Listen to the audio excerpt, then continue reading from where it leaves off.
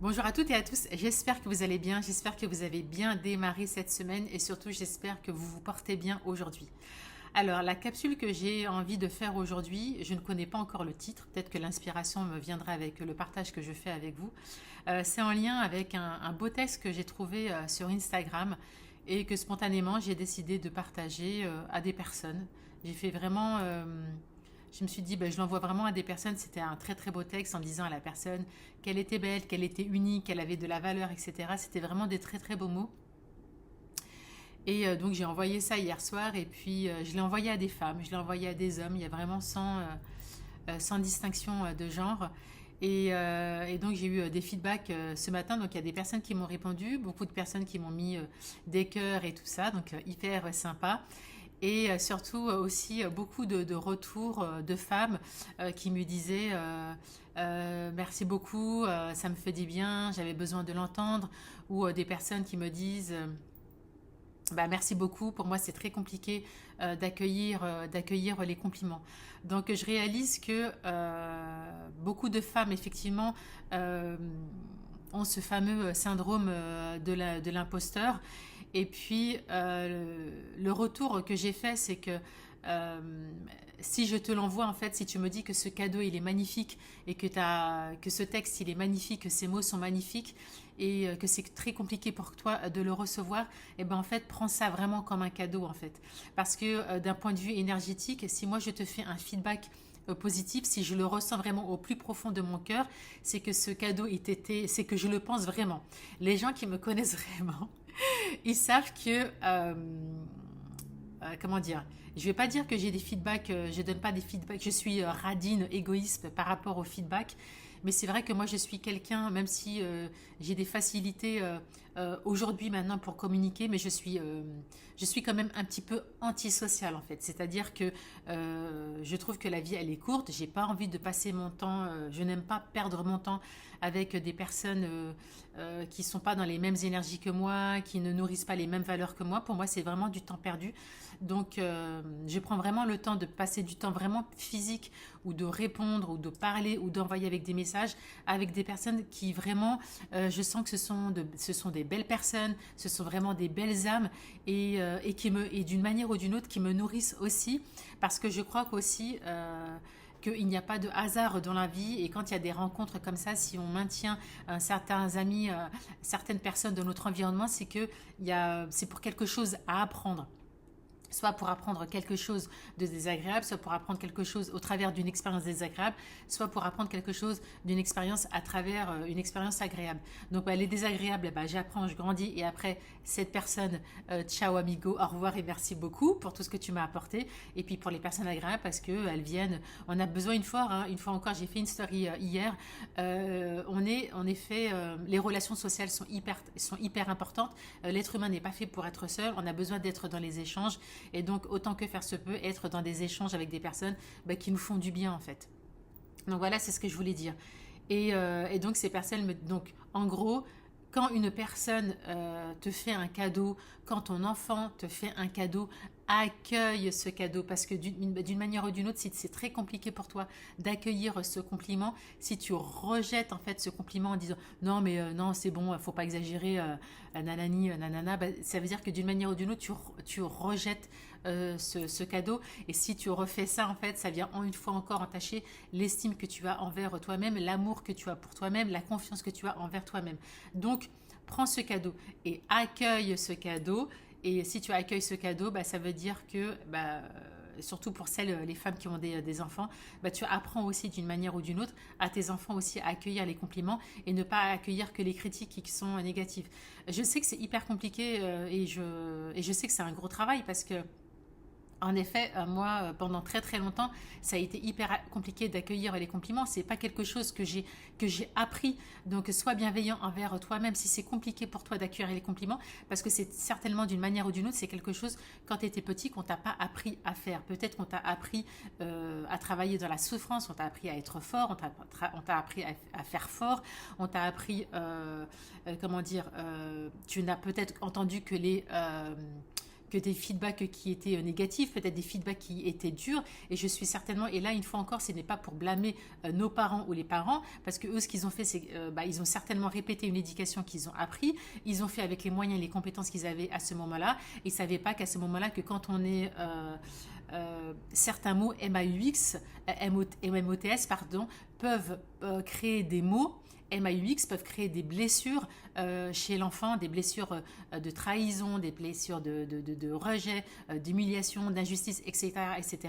Pourquoi? Parce que l'enfant, quand il est petit, son cerveau n'est pas mature comme le cerveau d'un adulte, et qu'un enfant jusqu'à l'âge de 7-8 ans, il vibre il y a différentes ondes qu'on a au niveau du cerveau. Donc on a les ondes bêta, alpha, theta et delta, et que l'enfant il est au niveau des ondes theta, donc qui sont les ondes de l'imaginaire, et qu'il n'y a pas de filtre en fait. Donc si par exemple nous quand on a été petit, notre parent nous a dit arrête de pleurer, il n'y a que les filles qui pleurent, et que l'enfant à cet âge-là il a besoin d'amour, de reconnaissance et de sécurité vis-à-vis de son parent, et ce qu'il va faire, la manière dont il va interpréter cette phrase, alors avec une intention positive de la part du parent une fois encore, la manière dont il va l'interpréter, ça va stocker, ça va être hyper désagréable, il va peut-être ressentir de la tristesse qu'il va refouler, parce que une fois encore, lui, ce qu'il veut, l'enfant, c'est avoir l'amour et la reconnaissance et le besoin de sécurité et de réconfort par rapport à son parent. Donc c'est un truc qui est un peu complexe, mais nous une fois adultes, et surtout les femmes, c'est hyper important de conscientiser et de prendre conscience.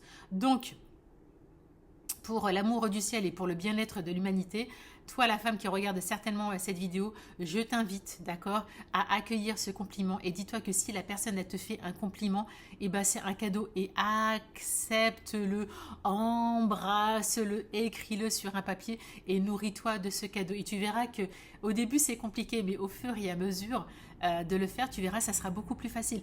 Et moi d'ailleurs, et je le dis parce que une fois encore c'est une partage d'expérience, je parle pour moi, j'ai été comme ça, c'était hyper compliqué d'accueillir les compliments.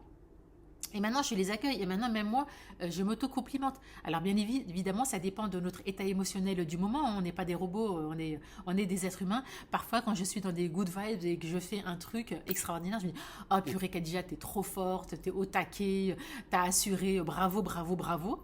Parce que voilà, donc je m'auto-nourris, je nourris ma propre estime, parce que le plus important c'est de trouver les propres ressources en soi. Et puis et parfois aussi, ça m'arrive aussi parfois quand je suis fatiguée, donc j'ai mon état émotionnel où je suis un peu plus fatiguée.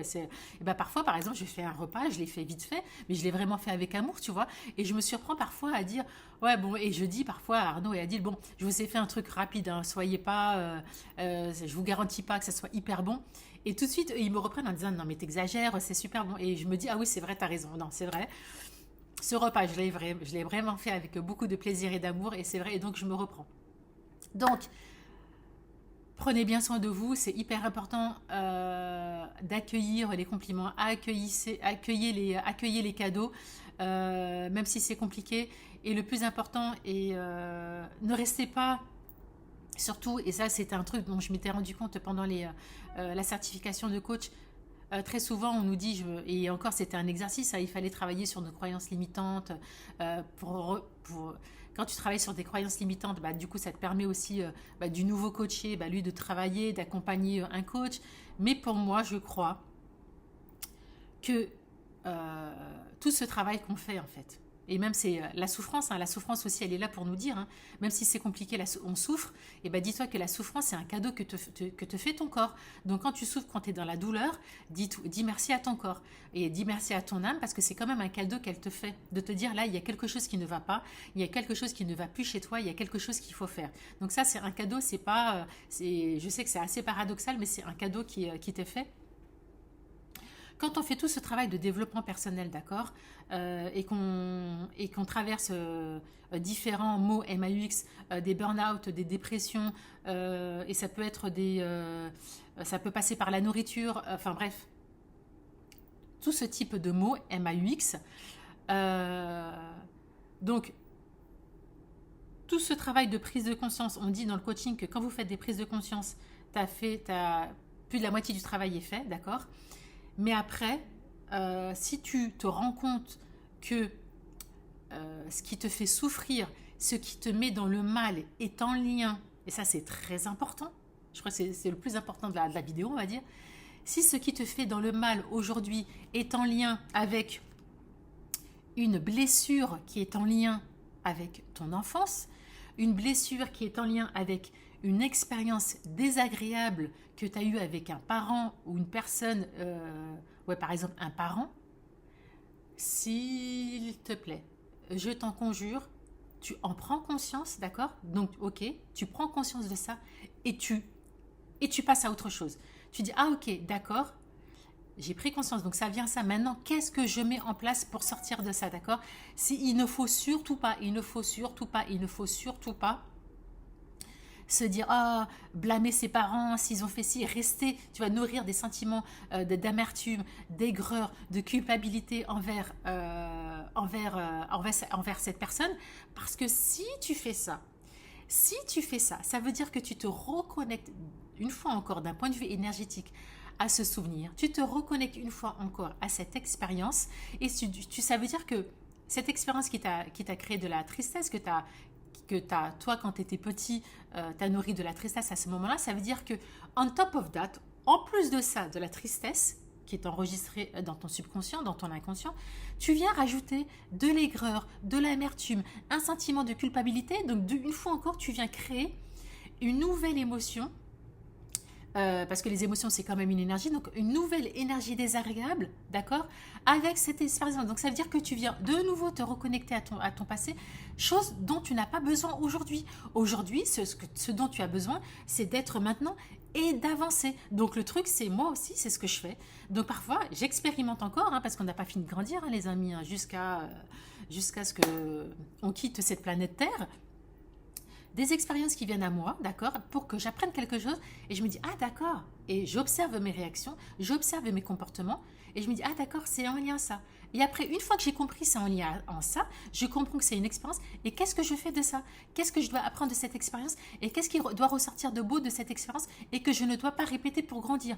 Mais surtout pas, je me dis pas, ah, c'est à cause de ma mère, c'est à cause de mon père, c'est à cause de ma grand-mère, et je reviens d'un point de vue énergétique, et au travers de mes émotions, me reconnecter à cette expérience, et surtout je ne reviens pas rajouter des émotions désagréables par rapport à cette expérience. Ça, s'il vous plaît les amis, c'est hyper important, hyper important.